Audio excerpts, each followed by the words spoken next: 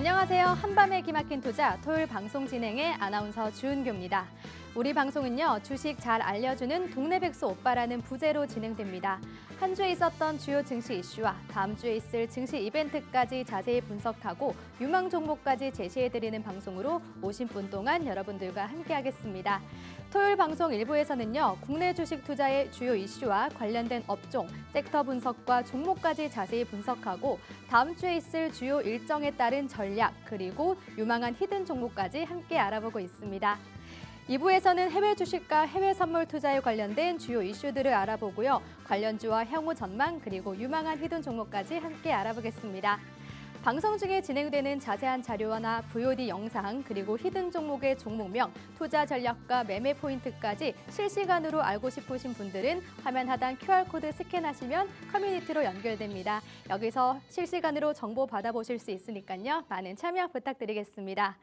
국내 증시, 해외 증시에서 모멘텀이 되는 이슈를 선점하고 급등 그리고 대시세를 보여줄 수 있는 종목들을 선취매하는 전략을 우리 방송과 함께하고 계십니다.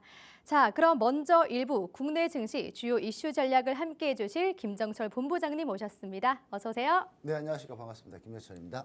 네, 테마주들의 움직임이 좀 보였습니다. 정부의 업무 보고가 생중계됐었는데 여기서 이재명 대통령의 발언들이었죠. 탈모가 생존의 문제로 받아들여지고 있는 것 같다라고 말하면서 건보 적용 검토 지시로 탈모 치료 관련주들이 좀 강세를 보였고 또 출산 지원 확대 지시에 출산 장려 정책 관련주가 강했고요. 외국인 전용 카지노 민간 허가 정책 질타 발언에 카지노 관련주가 좀 출렁였습니다. 이런 테마주 좀 추격해봐도 괜찮을까요? 급 나간 거 추격하면 안 되겠죠. 네. 급 나간 거, 그러니까 추격하면 안 되겠죠는 그 급등한 것만 해당하는 얘기고요. 네. 그리고 추가 이제 탈모 치료제 네. 같은 경우는 그 생존의 문제다라고 했는데 이제 여러분들은 이제 공감 못 하시는 분 계세요. 근데 저는 공감합니다. 저는 많이 공감하고요. 생존의 문제입니다. 정말 생존의 문제인데 화면 한번 보시죠.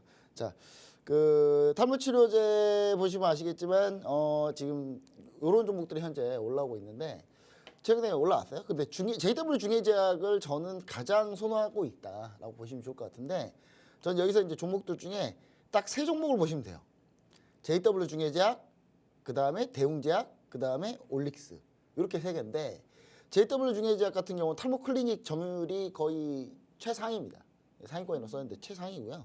그리고 JW 중해제약은 그러면 왜 제가 굳이 요 세 종목, 그러니까 현대약품 이런 거, 바이오니아 이런 거 보지 말고 JW 중해제약, 그 다음에 죄송합니다. 자, 중해제약, 그 다음에 대웅제약, 그 다음에 올릭스를 하냐 이유는 뭐냐면 탈모 치료제도 하지만 이 탈모 치료제가 JW 중해제약한테는 진짜 요만큼밖에 안 돼요. 그러니까 다른 본업이 워낙 잘 되고 있고 탄탄합니다. JW 중해제약은 대표적으로 이제 차트를 한번 보면서 제가 얘기 드릴게요. 자, JW 중해제약 같은 경우는 탈모 치료제 관련주 중에 JW 중해제약, 그 중해제약 같은 경우 보면은 탈모 치료제 관련주이긴 하지만 이 종목은 여러분들이 그 혹시 그 수액 같은 거 맞으실 때 수액인데 기초 수액 말고요. 그 다음에 이제 예를 들어서 딱 타겟용으로 딱 있는 그 수액제들 맞을 때 JW 중해제약 수액이 엄청 많아요. 우리나라에서 수액을 상당히 점유율이 상당히 높은 곳이고요. 그래서 실적이 탄탄합니다. 탄탄하고 여기서도 이제 근데 급격하게 이게 수액이 뭐 어마어마하게 한 번에 많이 팔거나 그러지 않기 때문에 꾸준하게 팔리는 거기 때문에 주가는 보면 이렇게 그냥 쭉 우상향하는 차트다라고 보시면 좋을 것 같고 이날 이제 급등한 거는 업무 보고에서 이재명 대통령이 탈모는 생존의 문제다 이 말 하고 이제 급등한 거거든요. 근데 이 종목을 보시면 아시겠지만 기업 분석을 보시면은 사실 실적이 탄탄한 실적주입니다. 사실은 실적주고요. 지금 보시면 올해도 한 못해도 한 600~700억 정도 이 순이익을 낼 것 같은데 지금 현재 시가총액 6천억. 제약바이오 중에 이 정도면 너무 싼 거거든요. 근데 이 종목이 급등을 보일 거다라고 기대하지 마세요. 왜냐면 이날 급등한 거는 탈모 치료제 이슈 때문에 살짝 급등한 건데 사실 이 종목은 그렇게 급등한 종목이 아니기 때문에 이걸 꾸준히 보유해서 꾸준히 가져간다는 관점으로 보신다면 좀 괜찮다. 그리고 JW 중해제약은 정말 드물게 제약바이오 종목들 중에 드물게 배당도 잘 줍니다. 그렇기 때문에 시청자 여러분들이 이 부분을 JW 중해제약은 약간 기노업으로 보신다라고 생각하시면 좋을 것 같고 그다음 대웅제약입니다. 대웅제약도 역시 마찬가지로 탈모 치료제 관련은 요거밖에 없어요. 근데 나머지 다른 거 필러, 보톡스, 그다음에 뭐 비만 당뇨 치료제 패치형, 그다음에 뭐 대웅제약이 원래 갖고 있는 뭐 이렇게 필요할 때 먹는 그 약이 있어요. 그게 잘 팔리기 때문에 대웅제약 같은 경우는 그러니까 탈모 치료제를 메인으로 가는 종목은 절대 보시면 안 되고 이런 종목들은 원래 주 사업이 있는데 탈모 치료제가 조금씩 붙어 있는 거기 때문에 이런 걸 했을 때 가장 안전하게 투자할 수 있다라고 얘기를 좀 드리는데요. 대웅제약은 사실 아래다 QR코드 스캐너 들어오시면 아시겠지만 제 공약주입니다. 저 공약주고 현재 네. 지금 현재 여기서부터 공략해서 쭉 올라오고 있어요. 쭉 올라오고 있고 조금 이제 고점 봐서 조금 내려가고 있는데 다시 반등할 거로 보여주고 20일 이동평균에서 현재 와 있기 때문에 중간에 공략하시고 싶으신 분들은 아래다 QR코드 스캔하고 들어오시면 좋을 것 같고요. 올릭스는 제약바이오 대장주입니다. 이거 지금 상당히 많이 올랐고요. 그리고 올릭스 같은 경우는 RNA 관련주고 지금 RNA 관련해서 최근에 이슈 받고 있는 게 알지노믹스인데 알지노믹스 전에는 얘가 거의 대장이었다고 보시면 돼요. 알지노믹스 상장하고 나서 조금 주가가 살짝 좀 밀리고 있는데 올릭스 같은 경우도 원래 본업이 있고 거기에 추가로 있는 거기 때문에 올릭스 대신 올릭스는 변동성이 조금 있다는 거. 만약에 내가 다른 트레이딩으로 수익을 원하면 올릭스를 보시는 게 맞다. 이렇게 좀 보시면 좋을 것 같고요. 이렇게 세 종목 좀 보시면 좋을 것 같고 그 다음에 파라다이스나 카지노 관련주들. 근데 이재명 대통령이 뭐라 그러냐면 당장 이거 사업권을 회수한다 뭐 이런 뜻이 아니에요. 그러니까 지금 민간한테 이거 특혜 준 거 아니냐 카지노는. 카지노 민간한테 가는 건 약간 특혜 아니냐. 그래서 추가 사업장 확보나 뭐 이런 게 좀 어려울 것 같지. 기존에 있는 거 사업장을 뭐 강제로 접어라 이렇게 할 수는 없거든요. 그래서 저는 이번에 이렇게 빠진 건 좀 과도하다. 근데 파라다이스는 여러분 보지 말자. 파라다이스는 왜냐하면 파라다이스는 현재 경쟁이 좀 치열합니다. 인스파이어 그 업무 보고 대통령님하고 GKL 그 대표님하고 얘기했던 내용 업무 보고 들어보시면 아시겠지만 파라다이스 같은 경우는요 지금 그 인스파이어랑 현재 경쟁 중이기 때문에 좀 출혈 경쟁하고 있는 상태고요. 그 다음에 이거 말고 저희가 계속 얘기 드린 거 롯데관광개발인데 롯데관광개발 같은 경우는 이제 특별법으로 해가지고 제주도에서 그 정부에서 허가내 준 게 아니라 이거 제주도에서 직접 허가낸 거거든요. 그렇기 때문에 롯데관광개발은 저는 지금 이것 때문에 밀렸으면 매수 기회다. 반드시 여러분 체크하시면 좋을 것 같습니다. 매수 기회다라고 보셔야 될 것 같고 자세한 공략 타이밍 알고 싶으신 분들 아래 하나 QR코드 스캔하고 들어오시면 좋을 것 같습니다. 또 그리고 나머지 하나 뭐 이제 또 뭐가 있었죠? 탈모하고 카지노하고 또 하나 뭐 카지노 이제 3개예요. 한 세 개인데 탈모 하나 더 있지 않았나요? 갑자기 기억이 안 나서. 탈모 말씀해 주셨던 거 말씀하시나요? 아니, 탈모 말고 그 다음에 카지노 말고 하나 또 있었잖아요. 출산 장려 정책. 출산 장려. 예. MC님 왜 기억을 못해요? 자, SAMG 엔터. 자, 저출산 관련주들 아무것도 보지 마세요. 단 하나. SAMG 엔터 하나 보자. SAMG 엔터 지금 캐치 티니핑이라는 만화에 나오는 모든 라이센스 있는 모든 사업은 다 여기서 하고 있거든요. 그렇기 때문에 다 여기서 지금 돈을 벌고 있는데 티니핑이 지금 시즌 6가 나왔어요. 어마어마합니다. 이 시즌 6 때문에 난리 났어요. 제가 이제 SAMG 엔터 관계자한테 물어보니까 시즌 5까지 나오는 티니핑 모든 건 안 팔린다고 하더라고요. 이제. 떨이로 팔고 있고 시즌 6는 지금 품귀 현상입니다. 없어서 못 팝니다. 자, 티니핑이 본격적으로 매출화 됐을 때 이게 저출산 관련주기도 하니까 이 종목이. 근데 티니핑이 본격적으로 매출화 됐을 때가 지금 요때인데 요때부터 지금 실제 급격하게 올라오고 있거든요. 저는 시즌 6 요거 팔리는 속도가 장난이 아니기 때문에 저는 이거 가볍게 올라온다고 본다. 그래서 우리 시청자 여러분들 SAMG 엔터, 쌈지 엔터 이거 반드시 시청자 여러분들 공략 타이밍 잡으셔야 되는데 요거 아래다 QR코드 스캔하고 들어오시면 제가 이 종목 자세히 안내해 드리도록 하겠습니다. 네, 이 탈모 치료제에서는 이제 JW 중해제약 그리고 대웅제약, 올릭스 이렇게 공략한다고 말씀해 주셨고요. 또 출산 장려 정책 관련주에서는 SAMG 관련주까지 함께 공략하면 좋다고 말씀해 주셨습니다. 이어서 그럼 이제 바로 수익률 리뷰 한번 부탁드릴게요. 어제 방송에서 소개해 주셨던 에이프릴 바이오 급등했지만 지금 좀 밀리고 있는데 이 수익률 리뷰 함께 부탁드리겠습니다. 어제 방송에서 소개를 이 방송은 아니고요. 네. 다른 방송이고 방송에서 소개해 준 게 아니라 그 종목은 원래 갖고 있던 거예요. 네. 에이프릴바이오가 어제 나온 게 종목이 아닙니다. 좀 우리 MC님께서 좀 내용을 좀 잘 알고 얘기를 해주셨으면 좋겠어요. 어제 방송에 소개한 건 에임드바이오였죠, 에임드바이오. 에임드바이오 이제 에이프릴바이오가 아니죠. 그렇죠? 자 보시면은 지금 수익률 보시면은 이제 11월 11일 날 전에 에이프릴바이오를 얘기 드렸고요. 11월 10일에 에이프릴바이오 얘기 드렸고 11월 10일이 요때입니다. 요때 이제 이 방송에서 얘기 드리고요. 요걸 QR코드 스캔하고 들어오시면 이런 식으로 제가 올려드립니다. 이렇게 올려드리는데 이렇게 딱 이렇게 보기 편하게 이렇게 올려드리죠. 에이프릴 바이오, ADC 이종항체 관련주 뭐 때문에 오른다 이런 거까지 해가지고 요때 공략을 했고 지금 현재 오늘 급등까지 해가지고 오늘 60% 수익을 돌파를 했는데 에이프릴 바이오가 참 막판만 되면 계속 밀려요. 지금 차트를 잠깐 보시면은 51,700원까지 갔다가 지금 장 막판만 되면 자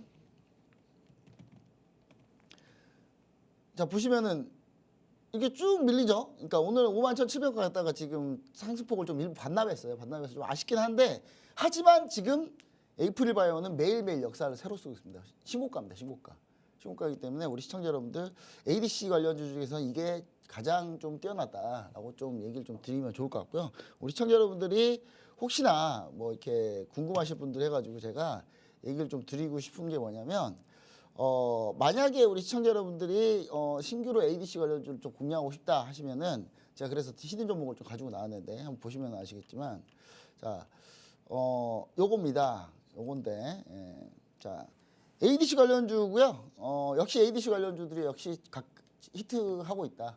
특히 최근에 리가켄 바이오 그다음에 에이프릴 바이오 제가 ABL 바이오도 시청자 여러분 ABL 바이오도요 제가 공략해서 수익을 냈습니다. 이렇게 보시면은 이게 ABL 바이오인데요. ABL 바이오는 9월 10일 날 아래 하단 QR 코드를 스캔하고 이때 들어오셨던 분이라면 9월 10일 날 들어오셨던 분이라면 63% 수익을 해서 마감을 했거든요. 물론 ABL 바이오 이거보다 더 올랐어요. 그리고 죄송한데 제가 너무 죄송했지만 에이프릴 바이오로 다시 갈아탔죠.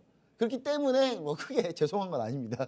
왜냐하면 이 두 개 합산하면 수익률 100% 넘어가기 때문에 그래서 9월 10일 날 이렇게 공략을 했던 게 ABL 바이오고 역시 ADC 관련주다. 그래서 ADC 관련주가 요즘 대세인데 그래서 제가 ADC 관련주를 여러분들한테 얘기 드리고 싶은 거 잠시만요. 얘기 드리고 싶은 거는 요 종목 이제 새롭게 올라왔어요. 또 상장해가지고 신규 상장주인데 이미 이 회사는 상장하기 직전에 이미 베링거 인게라임하고 기술 수출을 이미 한 회사입니다. 상장 전에 이미 기술 수출했고요. 그다음 삼성바이오하고 페이로드 관련해서 페이로드가 ADC 관련 내용인데 요거 협업을 현재 하고 있어요. 삼성바이오하고 삼성바이오로직스하고 지금 협업하고 있다. 그다음에 요거 신규 상장주인데 신규 상장주 제일 중요한 거 뭐겠습니까? 바로 언제 락업 물량이 풀리느냐.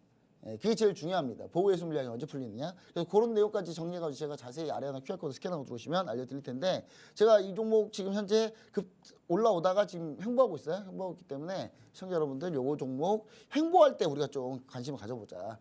공략 자세한 공략 방법은 아래 하나 QR코드 스캔하고 들어오시면 제가 공략 알려드릴 거고요. 자, 그 다음에 이제 나머지 현재 수익률 상황을 좀 보시면은 로보티지 30만 원 넘어서 또 다시 30만 원 또 넘었는데 또 밀렸어요. 다시.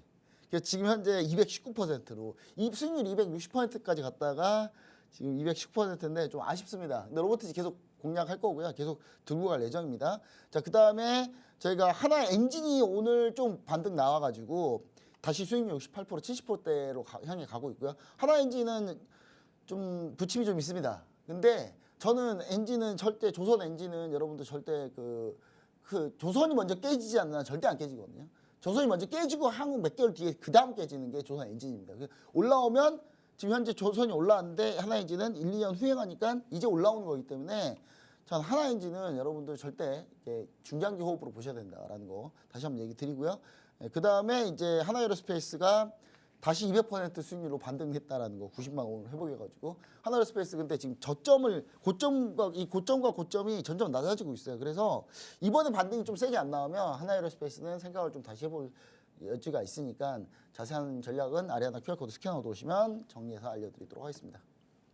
네, ADC 관련주로 히든 종목까지 소개해 주셨습니다. 이런 수익률 함께 해보고 싶으신 분들은 아래 하단 QR코드 스캔하셔서 들어오셔가지고요. 실시간으로 방송에서 진행되는 정보를 함께 받아가실 수 있습니다.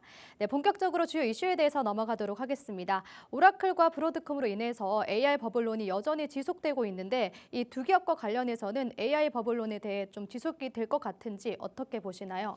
일단 오라클 같은 게 간밤에 이제 시장이 반등을 했죠. 마이크론이 너무 실적이 잘 나오니까 반등했습니다. 근데 여러분들이 좀 이거 이해를 못 하시는 것 같아서 제가 좀 자세히 좀 얘기 드리자면 자, 마이크론은요. 최후방에 있는 회사예요.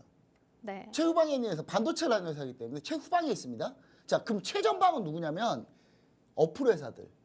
AI 어플 어플리케이션, 플랫폼, 소프트웨어 하는 회사들이 우리가 흔히 아는 챗GPT, 그다음에 뭐 제미나이, 그다음에 뭐 메타의 뭐 소프트웨어 프로그램, 그다음에 이런 AI 프로그램들이 최 앞단에 있는 거고요. 거기서 돈이 돼야 뒤로 넘어가고 중간 단계에 있는 게 데이터 센터 하고 있고 그다음에 클라우드 하고 있는 하이퍼스케일러 업체들, 네오클라우드 업체들 이런 회사들이 데이터 센터를 하고 있는 회사들. 그다음에 그 뒤에 후방이 반도체예요. 그러니까 돈이 어떻게 퍼지냐면 앞에 소프트웨어 단에서 돈이 있어야 데이터 센터 지어달라고 하고 데이터 센터 지어달라고 해야 반도체를 땡겨와서 거기다가 데이터 센터 짓겠죠. 근데 지금 상황이 어떠냐? 소프트웨어 회사들이 돈을 많이 못 벌기 때문에 데이터 센터 하는 회사들한테 야 너네가 먼저 좀 지어줘라고 하고 있는 상태입니다. 네. 그렇게 좀 이해하시면 될 것 같고 오라클이 대표적으로 뭐 하는 회사입니까? 데이터 센터 하고 있는 하이퍼스케일러 회사라고 보시면 될 것 같습니다. 자, 그리고 미국에 있는 오라클 같은 경우는 클라우드 인프라 매출을 보시면 아시겠지만 계속 올라오고 있었어요. 근데 이제 인프라를 계속 올라오고 있는데 이게 인프라를 더 깔아야 되거든요. 더 깔아야 되는데 더 깔려면 뭐가 필요합니까? 돈이 필요하죠. 그 돈이 없는 거예요, 지금. 그 돈이 왜 없다? 오라클의 2년 현금 보시면은 2년 현금의 흐름이 2026년 가면 마이너스 점점 심해지죠. 네. 근데 이게 0이거든요, 얘가. 근데 마이너스 점점 심해지잖아. 이거 왜 그러냐면 시청자 여러분, 오라클은 현재 지금 버는 속도보다 데이터 센터 투자하는 속도가 더 빨라요. 그러니까 돈이 없는 거예요. 그런데 이제 오라클이 그러니까 원래는 소프트웨어 하는 회사가 오라클한테 야 이거 만들어줘 해서 돈을 줘야 되는데 소프트웨어 하는 회사가 돈을 주진 않고 이거 만들어서 돌아가면 같이 나누자는 식으로 현재 지금 투자가 되고 있는 거예요. 그렇기 때문에 지금 현재 문제가 좀 생기고 있다. 자, 주요 클라우드 인프라 사업자 부채 비율을 보시면 아시겠지만 오라클이 부채 비율이 486%입니다. 그러니까 오라클 혼자만의 문제일 수 있어요. 이거는. 다른 데는 큰 문제가 아닙니다. 아마존이 그나마 조금 부채 비율 높은데 45.8%인데 아마존도 최근에 이 채권 발행한 것 때문에 아마존 채권 발행한 것 때문에 부채 비율 높은데 채권 발행한 거 이거 문제 있는 거 아니냐라는 얘기가 좀 있었죠. 근데 아마존은 클라우드 인프라 사업을 하고도 있지만 뭐도 하고 있냐면 앞단 소프트웨어도 하고 있어요. 그렇기 때문에 아마존은 사실 오라클하고 비교 대상은 아니다.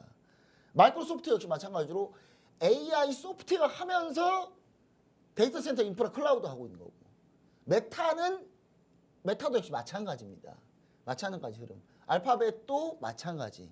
이렇게 보시면 아시겠지만 오라클 오로지 소프트웨어 빼고 오로지 인프라만 하고 있는 데가 오라클이에요. 오라클의 문제는 오라클 내에 국한될 가능성이 높다.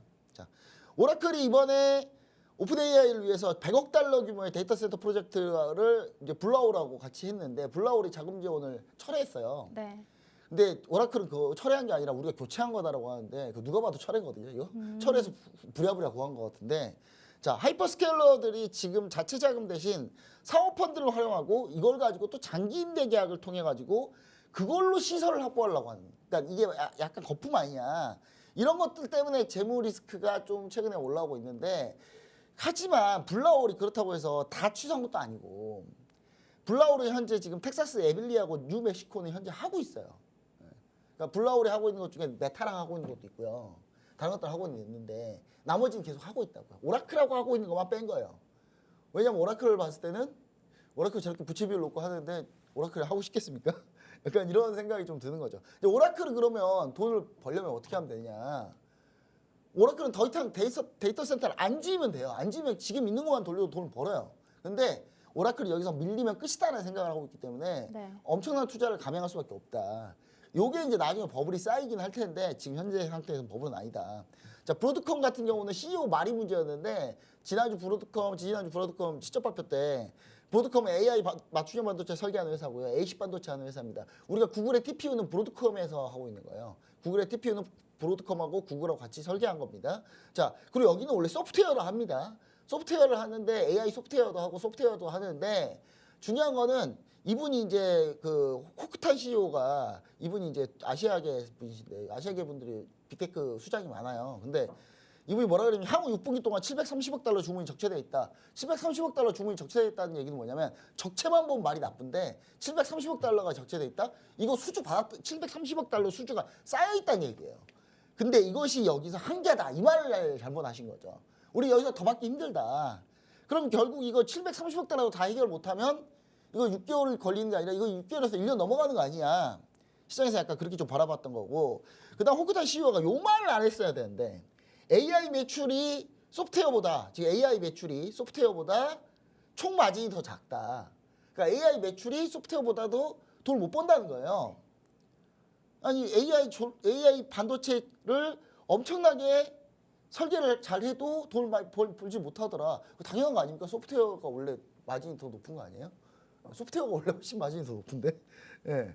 근데 요거 때문에 이제 시장에서 조금 굳이 이거 AI 해야 되냐 뭐 이런 생각을 하는 얘기가 나왔다라고 하는데, 저는 이제 너무 과도한 해석이고요. 예, 브로드컴 바로 돌렸습니다. 그래서 주가는. 그래서 저는 AI 그 현재 이런 거는 뭐가 불시시켰냐면 네. 결국은 이런 문제들은 지금 몇몇의 문제고 일부분입니다. 근데 지금 보시면 아시겠지만 마이크론이 실적 반도체 쪽에서 세게 나왔잖아요. 그럼 결국 반도체 세게 나온 이 실적이 우리나라는 이 메모리 반도체 쪽이 더 세기 때문에 네. 삼성전자, SK 특히 우리나라에서는 크게 영향을 미치지 않는다라는 거 다시 한번 얘기 드리고, 마이크론 실적이 잘 나왔는데 SK하이닉스 주가가 이거밖에 안 간다는 거는 말이 안 됩니다. 그렇기 때문에 여러분 지금 당장이라도 SK하이닉스는 매수가 가능하다는 걸 다시 한번 얘기 드리도록 하겠습니다. 네, 두 기업과 관련해서 AI 버블 아직 현재까지는 아니라고 하셨고요. 또 몇몇의 문제이기 때문에 우리나라에서 영향을 미치지는 않는다고 말씀해 주셨습니다. 방송 중에 진행되는 이 이슈와 자세한 정보 알고 싶은 분들은 아래 하단 QR코드 인식하셔서 커뮤니티로 들어오시면 되겠습니다.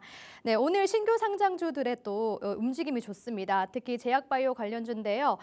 이번 달 초에는 에임드바이오가 상장 첫날 따따블에 이어서 목요일에는 RG노믹스가 개장과 동시에 또 따따블을 달성했습니다. 이런 신규 상장주 한번 도전을 해봐도 괜찮을까요? 주의점은 좀 없을까요? LG노믹스는 살 수가 있어야지 사죠. 점상인데 못 사요. 접근하지 마시고 일단 보시면 좋을 것 같고, 그리고 이 제약바이오 신규 상장주 같은 경우는 이 신규 상장주가 중요한 게 아니라 뭐가 중요하냐면요, 이 신규 상장주 때문에 에이프릴 바이오 등 해가지고 바이오 종목들이 갈 종목들이 더 안 가고 있다는 게 문제인 거예요.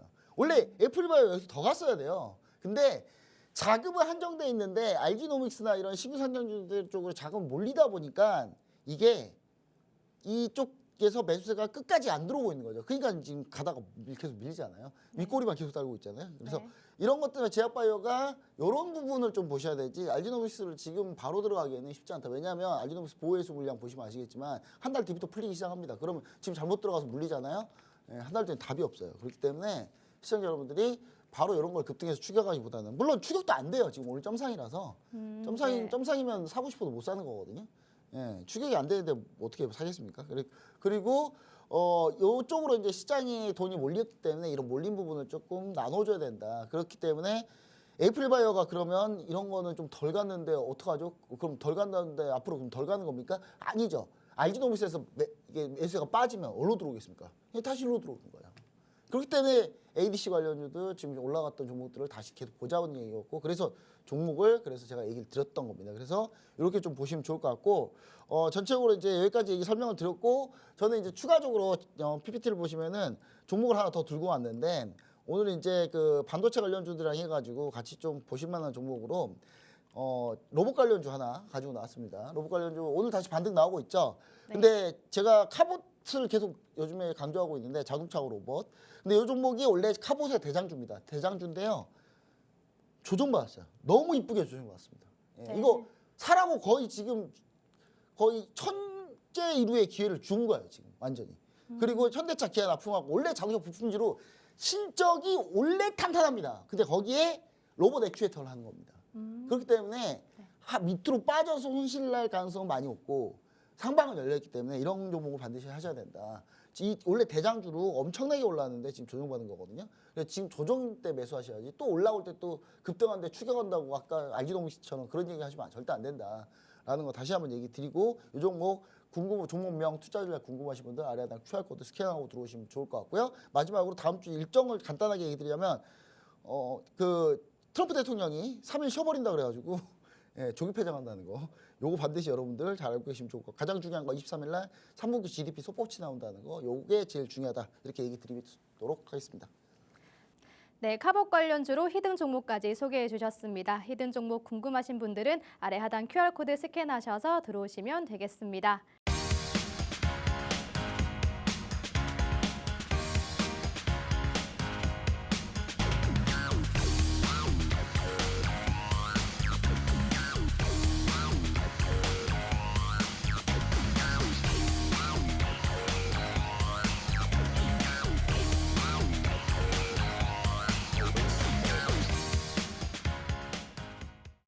어렵게만 느껴지는 해외 주식, 원유, 골드, 나스닥 선물 등 상승과 하락 양방향으로 수익을 낼 수 있는 투자의 대안이 되는 해외 선물을 쉽고 재미있게 알려주실 칼리 김동원 전문가님 모셨습니다. 어서 오세요. 네, 안녕하세요. 반갑습니다. 네, 크리스마스를 한 주 앞둔 이번 주입니다. 정말 증시가 오르락 내리락 대응이 참 어려운 주였는데요. 고용 지표와 물가 지표가 또 쏟아져 나왔고 여기에 마이크론 실적과 더불어서 스테이블 코인 이슈까지 기업 실적 시즌보다 더 정신없는 한 주였던 것 같습니다. 이번 한 주 어떻게 보셨나요? 사실상 이제 좀 변동성 장세를 좀 크게 보여줬었던 한 네. 주였습니다. 그럼에도 불구하고 사실상 이제 주식 쪽으로 좀 본다라고 하면 수익률 측면이나 이런 쪽에서는 좀 약하게 지나갔었던 한 주였었는데 뭐 저는 그거 외적으로 이제 좀 해외 선물까지도 이제 좀 같이 진행을 하다 보니까 그 안에서의 변동성에서도 솔직히 뭐 단기적으로 충분히 수익을 낼 수 있는 구조였다 보니까 저는 오히려 이번 한 주가 어렵다기보다는 오히려 좀 더 쉽게 그리고 이제 좀 수익적인 측면에서 이제 나쁘지 않게 일단 좀 지나갔었던 한 주였습니다. 자, 대신에 이제 좀 주요 이슈 내용 자체 좀 브리핑을 조금 드린다라고 하면요. 자, 일단은 한 주 기준으로 좀 엇갈리는 흐름 자체를 좀 보여줬습니다. 최근 들어서 제가 지금 사실 우리가 M7들 기준으로는 전반적으로 상승할 때 같이 상승하고 하락할 때 같이 하락하고 왜냐면 이제 지수 기반으로 이제 좀 바라본다라고 하면 지수가 올랐냐 떨어졌냐 이런 기준으로 이제 좀 바라볼 수 있는데 지금처럼 횡보나 뭐 이런 좀 엇갈린 흐름 자체 뭐 상승 하락을 좀 반복하는 결과값을 보여줄 때 이렇게 좀 나와주는데 사실 좀 눈에 띄게 좀 많이 엇갈렸어요. 무슨 말이냐면 테슬라 같은 경우가 최근에 이제 좀 약세를 계속적으로 좀 보여줬었거든요. 오히려 4월 어떻게 보면 이후서부터 나머지 종목들은 막 신고점 갱신하면서 날아갔었는데 되려 테슬라는 이제 그 사이에 뭐 정치적인 이슈, 일론 머스크 정치적인 이슈 이런 부분들이 이제 좀 잡히면서 되려 이제 좀 약세를 보여주다가 이번 주 기준으로 신고가 랠리를 또 보여주고 있는 상황입니다. 힘을 크게 보여주고 있는데 또 본다라고 하면 이제 세미컨덕터 이 반도체 섹터 기준으로 이제 낙폭이 좀 컸었고요. 그리고 좀 오라클 이슈가 있었죠. 오라클 이슈가 있었다 보니까 여기서 낙폭을 좀 보여주다 보니까 상대적으로 뭐 애플, 구글, 아마존 할 것 없이 전반적인 좀 약세 흐름 자체를 보여줬었던 한 주였습니다. 자, 거기에 따라서 지금 일단 뭐 헬스케어 섹터 기준으로도 이제 좀 반등 흐름 자체를 보여주나 싶었는데 여기 역시도 뭐 대장인 지금 현재 일라이 랠리가 일단 좀 상승 흐름 자체는 보여줬지만 나머지 기준으로도 좀 엇갈린 흐름 자체 보여주면서 이제 뭐 안정적인 상승세를 가져갔었던 섹터 흐름이었다. 이렇게 좀 판단하기는 조금 애매했었던 한 주였다. 자, 일단은 뭐 섹터 기준으로 본다라고 하면 확실히 이제 테크놀로지랑 에너지 쪽에서 이제 큰 낙폭 흐름 자체를 보여줬습니다. 자, 테크놀로지는 뭐 지금 말할 필요도 없어요. 오라클이랑 지금 브로드컴, 엔비디아, AMD 이쪽이 지금 다 여기서 가져가고 있기 때문에 여기서 이제 좀 가장 큰 폭의 이제 좀 하락 흐름 자체를 보여줬다 이렇게 보시면 될 것 같습니다. 자, 일단은 우리가 또 차트로 지수로 좀 나스닥 기준으로 좀 본다라고 하면 한 주가 어땠길래? 라고 이제 좀 생각해 본다라고 하면 월요일 기준으로 낙폭을 가져가다가 지금 현재 목요일, 금요일 기준으로 이제 반등 흐름 자체를 보여주고 있었던 한 주였어요. 캔들 기준으로 본다라고 하면 지금 현재 일본 캔들인데 여기 구간이거든요. 그러니까 낙폭 살짝 보여주고 뭐 크게 하락한 것도 아닙니다. 뭐 퍼센트 기준으로 본다라고 하면 지금 현재 월요일 스타트 기준으로 이제 좀 살펴본다라고 하면 뭐 대략적으로 지금 현재 뭐 한 700% 정도 하락을 보여줬다 보니까 3% 변동성이 안 돼요. 그러니까 낙폭 3% 안 됐고 지금 현재 다시금 월요일 시초가 부근대까지 지금 다시 올라와 주고 있다 보니까 사실 이제 우리가 한 주 기준으로 큰 틀로 본다라고 하면 뭐 제자리 걸음이죠. 뭐 눌렀다가 반등 흐름 자체 가져가고 있으니까 제자리 걸음인데 여기서 이제 특징적인 내용들의 이슈를 한번 좀 같이 살펴보도록 하겠습니다. 일단 지표 발표가 있었죠. 지표 발표가 뭐였냐면 지난주에 우리가 이제 금리 결정, 연준의 금리 결정이 있었습니다. 굉장히 좀 중요했어요. 이게 왜 중요했었냐면 계속적으로 지금 일단 최근 흐름 자체를 여러분들이 보시면 아시겠지만 셧다운이 굉장히 좀 길었었죠. 셧다운이 길어졌다라는 건 뭐냐면 이런 주요 지표들이나 내용 자체가 계속적으로 딜레이가 됐다라는 거예요. 몇 달 동안 지금 계속 딜레이가 됐었어요. 원래 매달마다 가장 중요하게 나오는 지표들, 그 흐름에 따라서 우리가 침체인지 혹은 연준이 여기서 금리에 대한 결정을 어떻게 내릴지를 살펴보는 건데 이게 2달이나 3달 정도 공백이 있었다라는 거죠. 그렇죠. 공백 뒤에 있었던 지표다 보니까 이게 어떻게 보면 셧다운이다라는 게 그냥 정상적으로 가는데 지금 지표 발표만 미룬 게 아니고요. 애초에 이런 지금 지표적인 측면이나 내용 자체 이렇게 좀 가져가는 인원들 자체가 없었다 보니까 부재였다 보니까 여기에서 이 내용 자체 신뢰도나 이런 부분들 자체도 이제 좀 떨어졌다라는 거죠. 그런데 이전에 사실 발표가 됐었던 그 시점에서 오히려 지난주에 지지난주 12월 초부터 해가지고 원래는 비농지표 발표되고 CPI 발표가 됐어야 되는데 이게 금리 결정 이후로 넘어왔다라는 거죠. 이번 주로. 이게 굉장히 좀 중요합니다. 네. 왜냐면 결국에는 금리 결정을 가져갔었던 이 내용대로 본다라고 하면 12월이 벌써 끝났어요. 그리고 이제 내년에는 점도표가 나온다라고 하더라도 파월 임기가 5월까지다라는 거예요. 그럼 뭐 상반기 버틴다라고 하더라도 어쨌든 또 2번, 3번의 금리 인하를 그냥 연속적으로 진행할 가능성도 있습니다. 의장이 바뀌는 순간에 한 나라에 어떻게 보면 우리도 대통령이 바뀌는 순간에 정책적인 측면이나 내용 자체가 완전히 또 새로워지잖아요. 그러니까 이제 연준 기준으로도 본다라고 하면 연준 기준으로 어떻게 보면 대통령이 바뀌는 거예요. 그럼 기존에 가져갔었던 스탠스나 내용 자체가 아예 무용지물이겠죠. 그럼 지금 현재 기준으로 사실상 어떤 느낌이냐면 크게만 오르지 마라.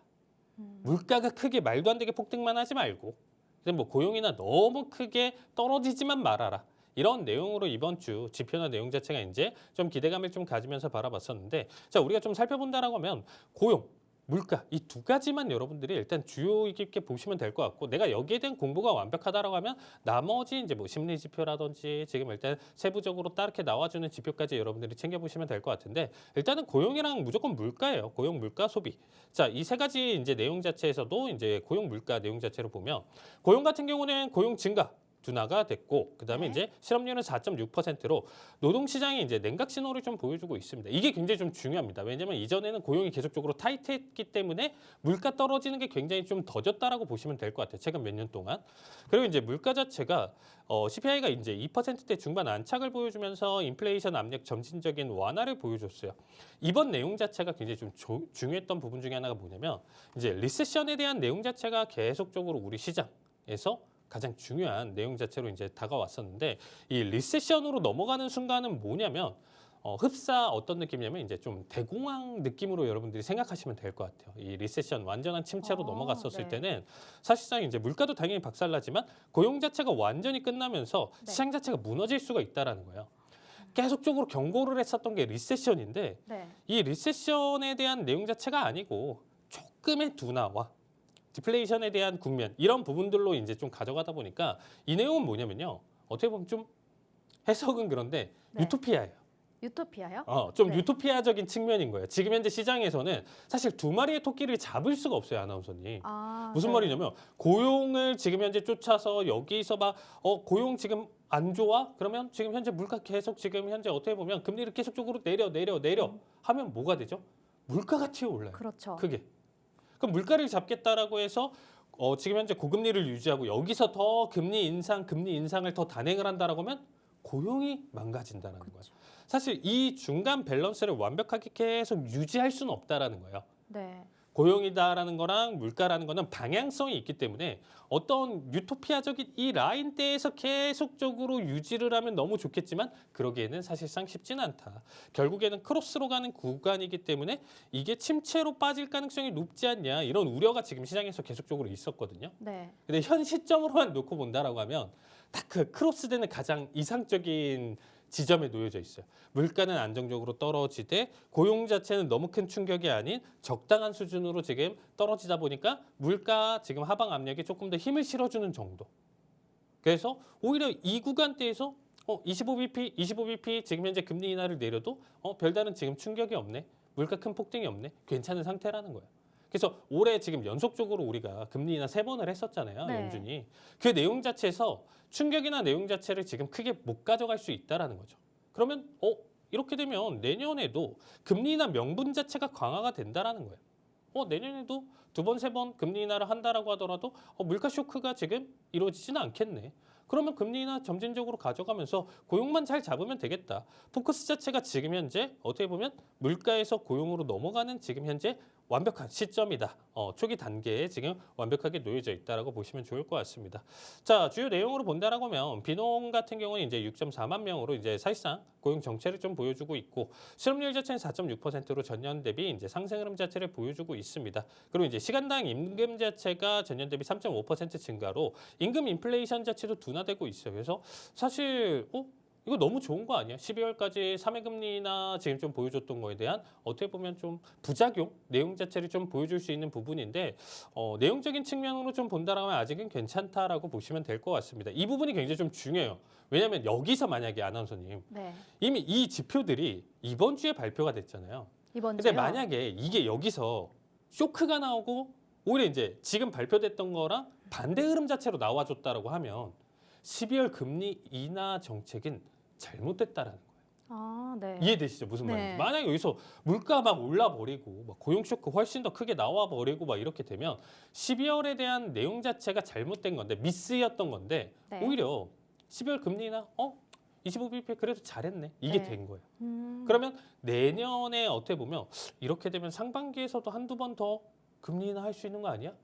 기대감까지 생기면서 네. 시장이 크게 쇼크를 받을 수 있는 이런 부분들 자체를 오히려 잡아줄 수 있었던 결과였다라고 보시면 될 것 같아요. 그래서 이번 한 번은 중요하고 사실 이제 다다음 지표 발표에 대한 내용 자체를 좀 본다라고 하면 그렇게까지 중요도가 좀 많이 떨어진다라고 보시면 될 것 같아요. 이제는 네. 정책 결정이나 내용 자체에서 다음 연준 의장으로 넘길 거니까. 네. 이제 뭐 물가나 고용이 너무 큰 쇼크만 아니다라고 하면 현재 수준이 비슷하다라고 하면 아마 이제 지수 변동성이나 내용 자체는 이제는 사실상 이제 크게 기대하기는 힘들 것이다. 그래서 오히려 지표를 좀 발표 기준으로 해가지고 매매를 하시는 분들이 좀 많이 계세요. 아, 네. 지표 발표 시간이나 내용 자체를 딱 맞춰서 여기서 단기적인 대응을 하시는 분들이 굉장히 좀 많으실 텐데 사실 이제 다음 지표서부터는 그렇게까지 여러분들이 좀 힘을 빼면서까지 힘을 주면서까지 지금 현재 지표에 대한 내용 자체를 이제 보실 필요는 없다라고 보시면 될 것 같고요.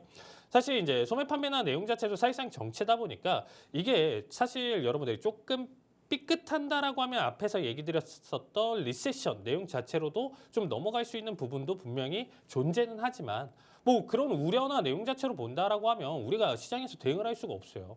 아니 이번 발표에 대한 내용 자체로 그래도 이 여파로 적어도 2주에서 한 달 또 바라볼 수 있는 부분인 거고 또 다음 지표를 보면서 또 2주에서 한 달에 대한 내용 자체를 살펴보는 거지. 이번 내용 자체가 아무리 긍정적이었다라고 하더라도 결국에는 리세션 같은데 아무리 시장 지금 리세션으로 넘어갈 침체로 넘어갈 것 같은데 라고 생각하면서 우리가 이 투자 대응을 하잖아요. 그럼 사실 답이 없다라는 거예요. 맞잖아요. 1년 뒤에 있을 내용 자체를 우려를 하면서 지금부터 이렇게 네. 한다? 이거는 사실 우리가 좀 현재 대응이나 내용 자체에서 너무 동떨어진다. 그 결과를 보고 사실 다음 달 지표에서 너무 쇼크가 나온다라고 하면 거기에 맞춰서 조금의 손실은 있을 수 있겠지만 거기서 맞춰서 보시면 될 것 같고요. 지금 기준으로 좀 본다라고 하면 우리가 산타랠리를 좀 준비할 내용 자체가 일단은 좀 맞춰져 있다. 준비가 되어 있다. 여러분들 이렇게 생각하시면서 너무 지금 현재 다 팔아야 되나 지금 현재 비중 다 축소를 해야 되나 이런 내용이 아니고 그래도 조금 더 홀딩을 하면서 우리 조금 더 지켜볼 수 있는 근거가 되어 있다. 이렇게 좀 보시면 될 것 같아요. 그래서 이번 지표 내용 자체 굉장히 좀 중요했었던 부분 중에 하나였고요. 우리가 놀랄 만한 내용 자체는 가져가지는 않았기 때문에 우리가 12월 말까지 한 번 더 시장 자체를 조금 더 천천히 일단 좀 바라볼 수 있는 기반이 되었다. 이렇게 정리해 드리도록 하겠습니다.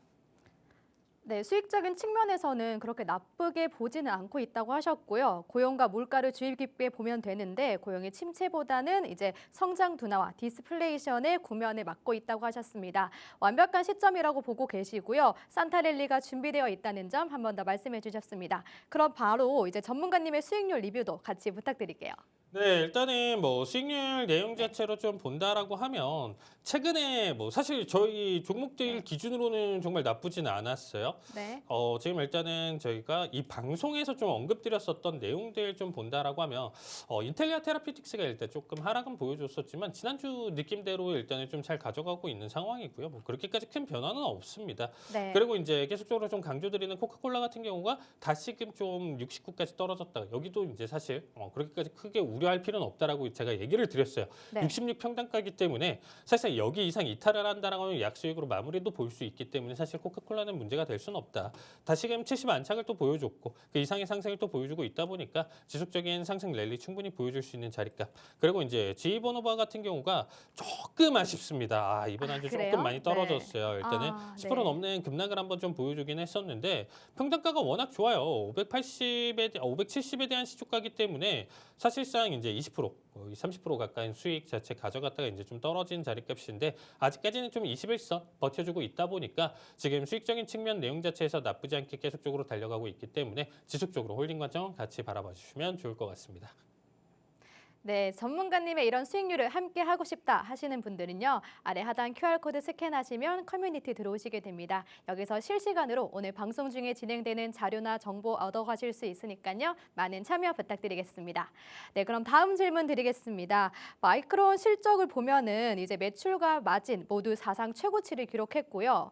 특히 HBM을 중심으로 AI 데이터 센터 수요가 실적을 강하게 끌어올리고 그리고 또 이제 마이크론을 단순한 메모리 사이클주가 아니라 AI 인프라의 핵심 기업으로 봐도 될 시점인지가 너무 궁금한데 투자자들의 관점에서는 이걸 좀 어떻게 접근을 해야 할까요? 최근에 일단 계속적으로 우려가 뭐였었냐면요. AI 버블론에 대한 내용 자체가 계속적으로 좀 이어졌습니다. 그 부분을 완전히 지금 일단은 어떻게 보면 박살을 냈습니다. 자, 지금 박살이요? 보시면 자, AI 데이터 센터 수요랑 지금 HBM 공급이 이제 뭐 타이트하다. 지금 전 사업부 매출 마진 신기록 달성을 보여줬어요. 그러니까 뭐 사실 볼 필요도 없어요. 그냥 다 좋다.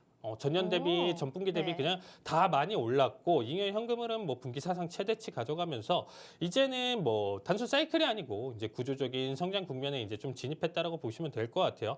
자, 차트도 빠르게 같이 보면서 우리가 이제 좀 본다라고 하면요. 어제자 대단했습니다. 실적 발표 이후에 프리장 기준으로 해서 시초가 기준까지 해서 무려 네.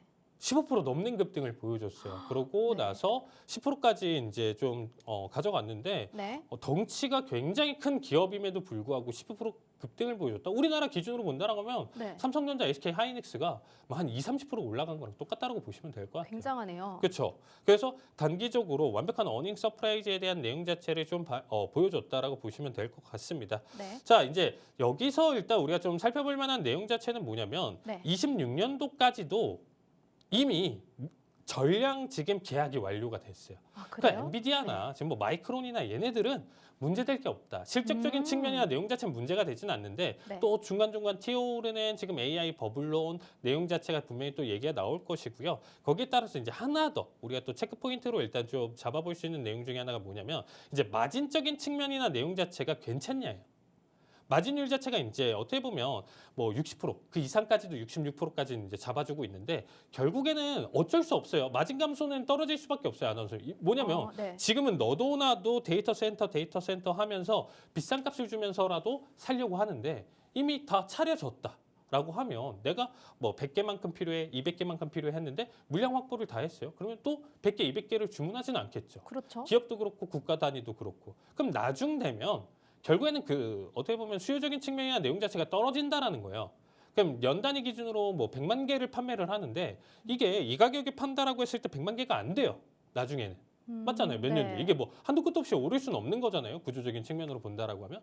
그럼 나중에는 결국에는 66%에 대한 마진이 50%, 40% 가져가면서 좀 더 싸게 해줄게. 사 하면 그때는 사겠죠. 네. 그런 관점으로 본다면 마진 압박이 들어올 텐데 지금 보시면 아시겠지만 26년도까지 완판이에요. 네. 이 마진 압박에 대한 내용 자체가 사실상 3, 4년 뒤로 넘어갈 건데 이거에 대한 우려, 제가 아까도 말했잖아요. 투자를 이거에 대한 우려로 지금 본다라고 하면 그냥 무조건 다들 마이클버리가 되는 거예요. 그냥 숏 투자만 계속적으로 생각을 하는 거예요. 그래서 네. 그렇게 본다라고 하면 망가질 수밖에 없습니다, 여러분들. 그래서 함부로 그렇게 이제 좀 보시지 마시고 일단 KPX 200억 달러 보수적인 거 아닌가라는 얘기를 했는데 마이크론 같은 경우는 이제 KPX에 대한 압박 내용 자체는 그렇게까지 크게 우려를 표할 필요는 없다라고 보시면 될 것 같고요. 자, 마이크론에 대한 내용 자체를 좀 본다라고 하면 나머지 이제 뭐 브로드컴이라든지 엔비디아 덩달아 어떻게 보면 얘네 기준으로도 전반적으로 AI 산업 내용 자체에서 이번 상승이 연말 랠리에 대한 어떻게 보면 또 기초를 잡아줄 수 있다. 앞에 설명드렸었던 지표들 내용 자체 괜찮았고 계속적으로 조정을 받았었던 상황 속에서 마이크론이 이렇게 좀 잡아주고 있다? 괜찮다라는 거예요, 여러분들. 그래서 우리가 지금 여러분들이 좀 생각해 본다라고 했었을 때 이 마이크론에 대한 지금 이번 실적 자체가 우리가 다시금 이 AI에 대한 투자 내용 자체를 지금 한 번 더 마지막 불꽃을 태울 수 있는 자리값이다라고 생각하시면서 조금 더 안정적인 투자로 여러분들이 홀딩 같이 봐주시면 좋을 것 같습니다. 네, AI 메모리가 단순 사이클이 아니고 구조적인 성장 국면에 있다고 해주셨고요. 이 조정 발표 지표에서 이제 조정을 받은 지표에서 마이크론이 좀 잡아주고 있는 상황이고 이 마진 지속성 우려에 대해서는 조금 더 있다가 생각해도 된다고 말씀하셨습니다. 네, 방송 중에 이렇게 진행되는 자료 정보 그리고 영상에 대해서 받아가 보고 싶으신 분들은요. 아래 하단 QR코드 스캔하셔서 들어오시면 되겠습니다. 실시간으로 저희와 함께 하실 수 있습니다. 네, 이번 주 스테이블 코인 이슈를 좀 보겠습니다. 인투어트나 그리고 소파이, 비자까지 전통적인 이 금융사들이 직접 나서면서 이제는 투기 자산이 아니라 실제 결제, 정산 인프라로 넘어가는 흐름이 뚜렷하게 보이고 있는데요. 이런 변화에 대해서 이 투자자들은 어떤 식으로 또 접근하는 게 좋을까요? 사실상 이제 이 스테이블 코인이다라는 거는 이제 전통적으로 우리가 좀 본다라고 하면 이제 크립토 안에서만 일단은 자산으로 이제 좀 여겼었던 게 이제 제도권 안으로 들어왔다라는 거예요. 그래서 사실상 이번 주 자체는 이 스테이블 코인에 대한 내용 자체는 이전부터 계속적으로 이슈가 되어 있었었거든요. 근데 네. 이제 사실상 이 실험 단계에서 이제 실제 적용 단계로 넘어가는 신호로 확인되어 있기 때문에 사실상 수요적인 측면이나 내용 자체가 폭발할 수밖에 없는 거고요. 지금 현재에 대한 내용 자체 앞으로도 우후죽순 스테이블 코인이 생길 거예요, 아나운서님. 그렇죠. 그런데 네. 뭐가 중요하냐면요. 네. 지금 대장을 차지하고 있는 탑3, 탑5 이 얘네들을 지금 공략하는 게 굉장히 좀 중요합니다. 탑 왜냐면 파이브. 결국에 우리가 우후죽순 생기는 거 스테이블 코인이다라고 하더라도 정말 뭐 사실 안 좋은 결과도 보여줄 수 있다라는 거는 분명히 있습니다. 그렇기 때문에 안정적인 거래량 거기에 대한 내용 자체를 받쳐줄 수 있는 기업들 자체를 여러분들이 보시는 게 좋을 것 같아요.